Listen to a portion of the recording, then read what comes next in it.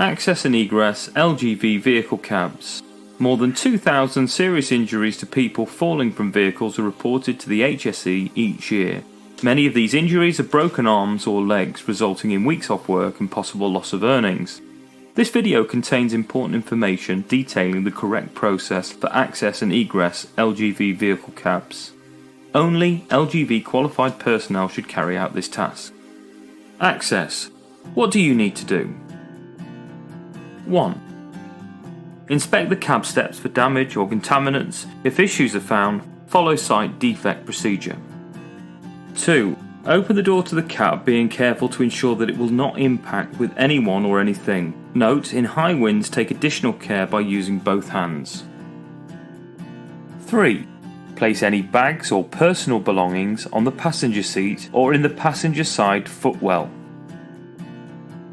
4. Facing the cab, locate the handrails to your right and left, ensuring that there are no faults or contamination on the rails. Grasp firmly with both hands. 5. Place one foot firmly onto the bottom step of the cab. Step upwards using your arms to help stabilize your body. 6. Take one step at a time until you reach the cab. Maintain 3 points of contact at all times, as per the illustration on the screen. 7. On reaching the cab, slide round into the seat, releasing your left hand at the same time. When seated, release the handrail and close the cab door securely. So in summary, vehicle cab entry. Check around steps for trip or slip hazards. Never climb with anything in your hands. Place items on seat before entry. Use handholds, not steering wheel. Always maintain 3 points of contact. Egress. Exiting the cab. 1. Ensure the vehicle park brake is applied.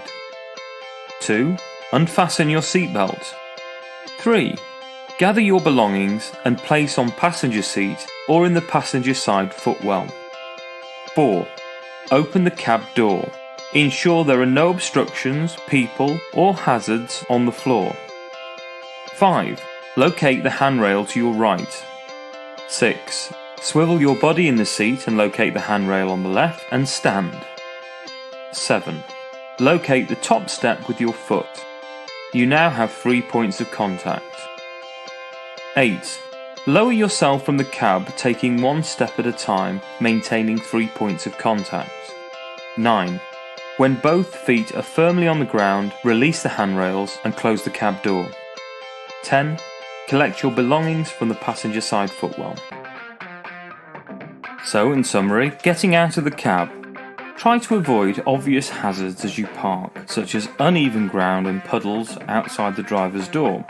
Open the door, face the vehicle, grab the handholds and step down backwards. Don't jump forwards.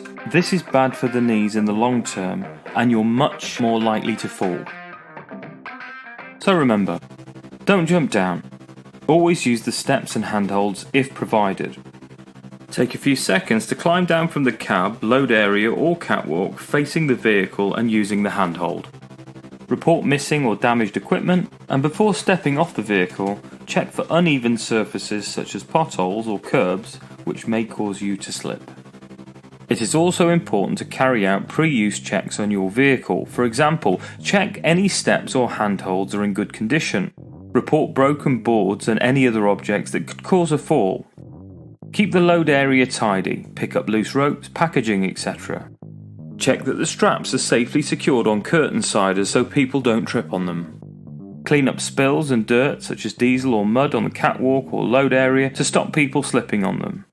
On refrigerated vehicles, check the floor conditions for ice or water and follow any systems in place for reducing the amount of water produced. How can you work safely? Wear well-fitting, slip-resistant safety footwear when working on vehicles.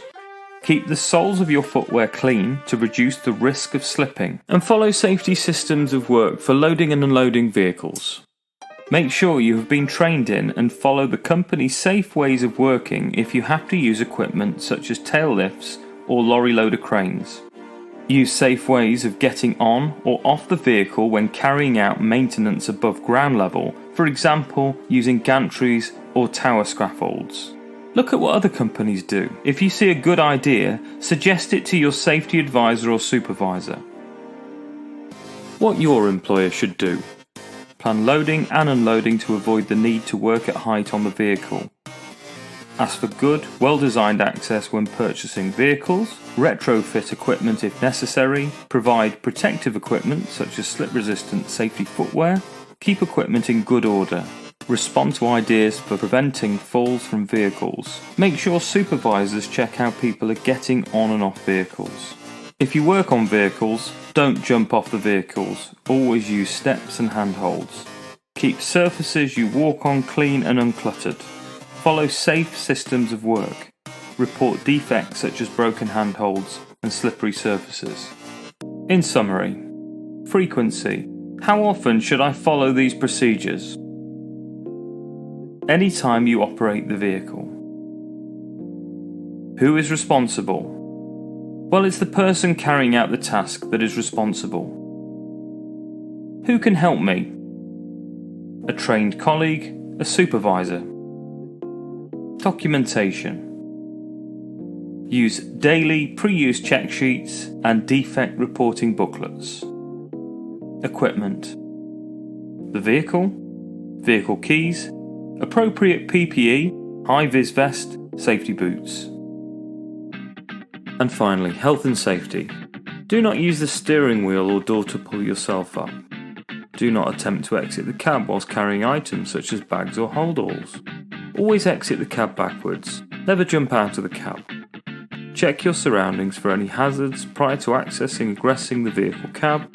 And finally, take care in windy or icy conditions.